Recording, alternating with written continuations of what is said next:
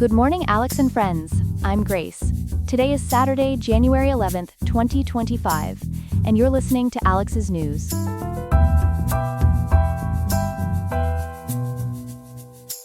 The weather in Riverside will be mild today, with a high of 71.0 degrees and a low of 45.2 degrees Fahrenheit. Coming up, we'll examine Donald Trump's ambitious plans for his potential first day back in office and what those changes could mean for the nation. Then, we'll explore the serious implications of California's devastating wildfires on the state's insurance industry. Finally, we'll look at how new observations of Mercury are challenging our understanding of the solar system's smallest planet. These stories and more, coming up on Alex's News.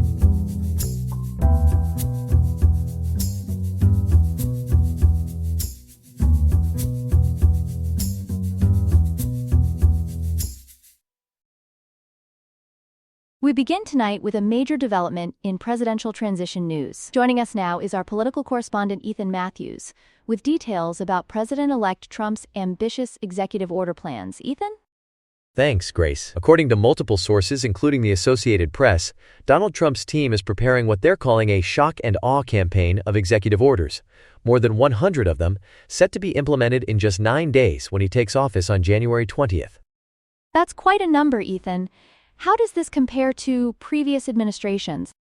Well, Grace, to put this in perspective, when President Biden took office in 2021, he signed 17 executive orders on day one, which was considered unprecedented at the time. This planned rollout of over 100 orders represents a dramatic departure from historical norms. What specific areas will these executive orders address?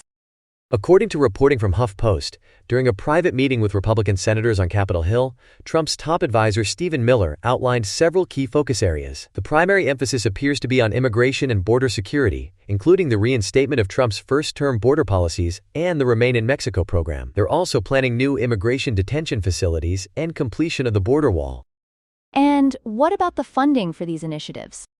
The administration is seeking approximately $100 billion in border security funding through budget reconciliation. Additionally, as KHQ News reports, there are plans for massive deportation efforts targeting about 1 million migrants, with a focus on recent border crossers and those with criminal convictions. Beyond immigration, what other areas will these executive orders cover? The orders will span several other policy domains, including energy development, federal workforce rules, school gender policies, and vaccine mandates. Meanwhile, Senate confirmation hearings for Trump's cabinet nominees are already underway, with some potentially being confirmed on Inauguration Day. Thank you for that comprehensive report, Ethan. We'll certainly be following this story as we get closer to Inauguration Day. We turn now to our second story of the morning. The recent Los Angeles wildfires are having far-reaching consequences beyond the immediate destruction, potentially reshaping California's entire home insurance landscape. Joining us to explain this complex situation is our business and insurance correspondent, Chloe Martinez. Chloe, what's the latest on this crisis? Grace, the situation is indeed serious. According to NBC Los Angeles, the recent Palisades fire has become the most destructive wildfire in modern Los Angeles history, burning over 11,800 acres and destroying approximately 1,000 structures. Insurance analysts are now estimating insured losses could approach $10 billion. We've heard about insurance companies pulling out of California. How significant is this exodus? It's quite dramatic, Grace. According to the New York Times, major insurers are significantly scaling back their California operations. State Farm, for instance, stopped renewing 30,000 policies in high-risk areas and completely ceased offering new policies in 2023. In the Pacific Palisades area alone, they dropped nearly 70% of their market share last year. Allstate has also halted new policies. What options do homeowners have when traditional insurers won't cover them? Well, there's the California Fair Plan. That's the state's insurer of last resort. But according to state records, this program is under immense pressure. It currently has $700 million in cash reserves and $2.5 billion in reinsurance coverage. But it's responsible for approximately $300 billion in insured properties. What's particularly concerning is that enrollment has more than doubled between 2020 and 2024. How is the state responding to this crisis? The state has implemented several measures, Grace. They've introduced new regulations allowing insurers to factor climate change into premium calculations. And they've imposed a one-year moratorium on insurance companies dropping coverage in fire-affected areas. They're also considering rules to allow insurance companies to pass reinsurance costs to consumers. Assembly Bill 226 is being considered to allow the FAIR Plan to seek catastrophe bonds for additional financial support. What does this mean for the average California homeowner's wallet? The financial impact is substantial. Homeowners are now paying anywhere from $1,000 to $40,000 annually for insurance. It's important to note that standard policies typically don't cover damage from earthquakes, floods, and landslides. Insurance experts quoted in the New York Times, including Nancy Watkins from Milliman and Sridhar Manyam from AM Best, described the California insurance market as balanced on a knife edge, suggesting we might see even higher rates and less coverage availability in the future. Thank you, Chloe, for that comprehensive breakdown of this complex situation. Here are some other headlines. The Supreme Court has agreed to review the reinstatement of Obamacare preventative care requirements that were previously struck down by lower courts. This decision could impact healthcare coverage for millions of Americans. In Syria, intelligence officials report they have thwarted a planned Islamic State attack on a Shiite shrine in the Damascus suburb of Sayyida Zainab. The area has been a target of previous attacks, including a motorcycle bombing in 2023.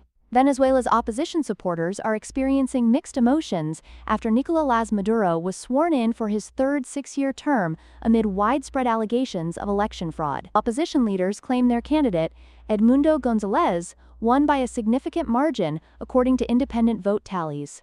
Economic analysts warn that the current strong job market could prove costly for both households and businesses, as the likelihood of quick interest rate cuts diminishes. While unemployment remains low at 4.2%, persistent inflation concerns may keep rates higher for longer. And in sports, Ohio State has advanced to the college football playoff championship game after defeating Texas 28-14 in the Cotton Bowl. The Buckeyes sealed their victory with Jack Sawyer's record-setting 83-yard fumble return touchdown in the final minutes. They'll face Notre Dame in Atlanta for a shot at their sixth national title. And now for our third story of the morning, we turn to some fascinating developments in space exploration. Joining us is our science correspondent Ethan Parker to discuss the latest images from a historic Mercury flyby. Welcome, Ethan. Thanks, Grace. According to the European Space Agency, just 3 days ago, on January 8th, we witnessed a remarkable achievement in space exploration with the Bepi-Colombo spacecraft's sixth and final flyby of Mercury. Tell us more about this spacecraft and what makes this mission so special. Well, as reported by NPR, this is actually a joint mission between the European Space Agency and the Japan Aerospace Exploration Agency. The spacecraft, which launched in 2018, made an incredibly close approach to Mercury, coming within just 295 kilometers of the planet's surface. That's about 183 miles. And what were scientists able to see from this close encounter? The images are quite remarkable, Grace. According to Forbes, they captured detailed views of what's called the Borealis Planitia.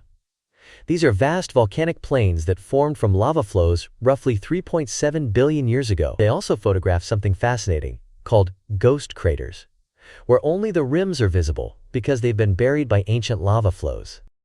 I understand there were some surprising discoveries about temperature on Mercury? That's right. The Public's radio reports that despite Mercury being the closest planet to the Sun, scientists found some of the coldest places in our entire solar system there. In the permanently shadowed craters near the North Pole, temperatures can drop below 100 Kelvin. That's about negative 280 degrees Fahrenheit. These conditions are so cold that they might actually preserve water ice indefinitely. What's next for Bepi-Colombo? According to the European Space Agency, this was the final flyby before the spacecraft enters Mercury's orbit in late 2026.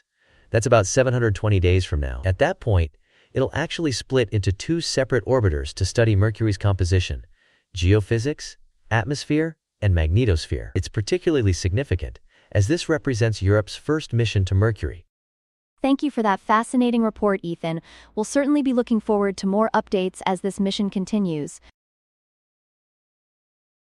That's all we have for now. Today's episode was made by Alexander King with Claude Sonnet 3.5, the Perplexity API, and the Google Cloud Text-to-Speech API. I hope you have a great day. I'll see you tomorrow, Alex.